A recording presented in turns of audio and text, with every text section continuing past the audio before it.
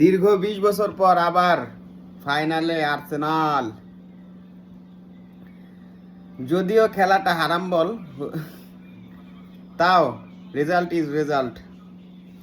1-0 গোলে বুকায়ো সাকার অসাধারণ ফিনিশিংয়ে ফাইনালে উঠে গেছে আর্সেনাল। আর খারাপ লাগছে তরমুজ ব্যবসায়ী দিয়েগো সিমেনের জন্য। সে আর কতবার ব্যর্থ হবে ইউসিএলে। হয়তো এটাই তার শেষ ইউসিএল অ্যাথলেটিকো মাদ্রিদের সাথে। আর আর্সেনালের বিষয়ে কিছু না বলি,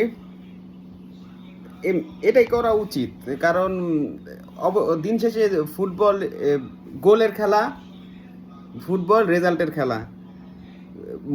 কেউ মনে রাখবে না যে কিভাবে জিতছে ম্যাচটা, মনে রাখবে এটাই ম্যাচ জিতছে, ফাইনালে উঠছে। So best of luck Arsenal. তার আশা করি তারা জিতবে ফাইনালটা। কিন্তু ওইদিকে তো আছে বোম বোম মিসাইল মারা পিএসজি আর বায়ার্ন।